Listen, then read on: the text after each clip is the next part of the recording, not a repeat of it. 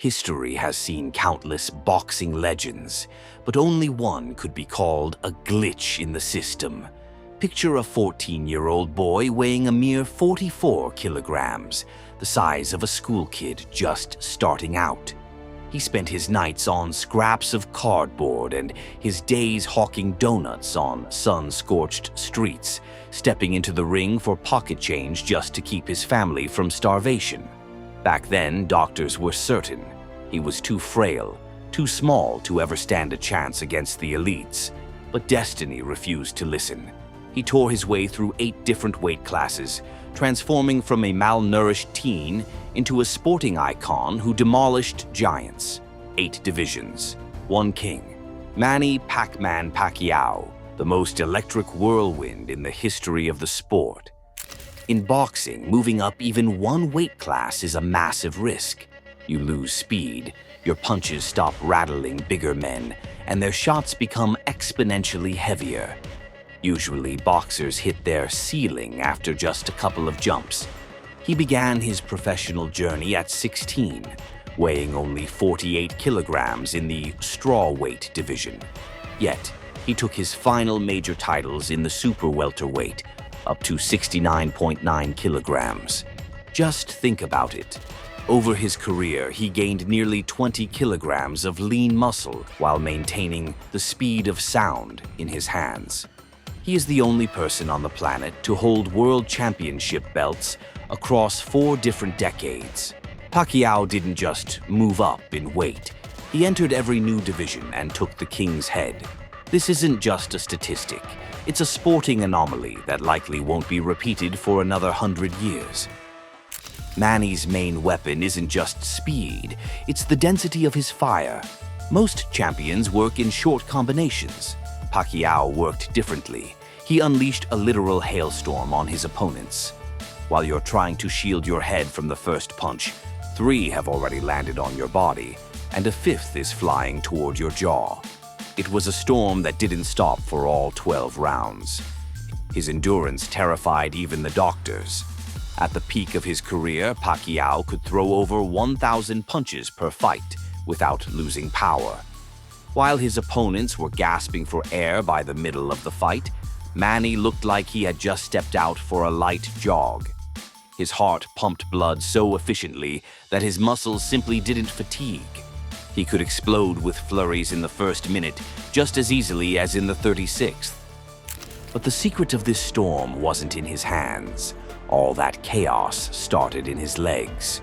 Look at those calves. They looked unnervingly huge, almost disproportionate for his height. It was those legs that provided that explosive power. Pacquiao didn't just walk around the ring. He levitated across it. He never stood right in front of you. He was constantly disappearing into your blind spot. An opponent would just prepare to throw a punch, and Pacquiao would already teleport behind his shoulder. His footwork turned the world's best technicians into helpless targets.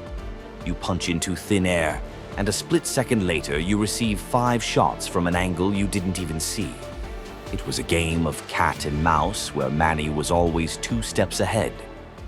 Pacquiao's career is a Hollywood blockbuster where every fight raised the stakes. His crowning triumph came in December 2008. Oscar de la Hoya, the Golden Boy, was much larger, taller, and more powerful. The whole world thought Manny was committing suicide by moving up to that weight. But that night in Las Vegas, a natural disaster occurred. Pacquiao was so fast that Oscar simply didn't have time to blink. After 8 rounds, the legend's face was a bloody mess. Oscar stayed on his stool, admitting he could no longer fight this monster. Then came Ricky Hatton's turn, an undefeated, powerful Brit who promised to bully the Filipino. In reality, it was one of the most brutal knockouts in history.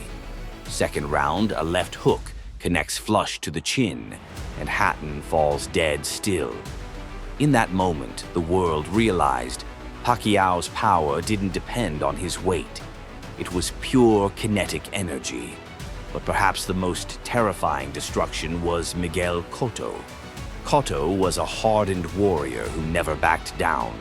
but Pacquiao gave him 12 rounds of hell. He hit from such angles that Cotto simply couldn't understand where the next projectile was coming from. It was a triumph of speed over raw strength. And then came Antonio Margarito, a giant who outweighed Manny by 8 kilograms on fight night. Pacquiao literally broke his orbital bone, proving that for a true storm, no barriers exist. The ring statistics are impressive, but Manny's true greatness is measured not by belts, but by what happened in his homeland when he stepped out to fight. In the Philippines, Pac-Man isn't just an athlete, he is a living god. There is a legend, backed by police data, that during his fight broadcasts, the crime rate in the country dropped to 0. Even the army and rebels in the jungle declared unofficial ceasefires to watch Pac-Man make history again. The entire nation froze at their screens, and for a few hours the country experienced absolute peace. For Filipinos, he became living proof that the impossible is just a word. When Manny entered the ring, he wasn't just fighting for a title. He carried the hopes of an entire nation on his shoulders. And it was this responsibility that gave him the strength to rise where others would have surrendered. What do you think? Will we ever see another athlete capable of repeating Pacquiao's journey? Let us know in the comments. And don't forget to subscribe to the channel. See you in the next video.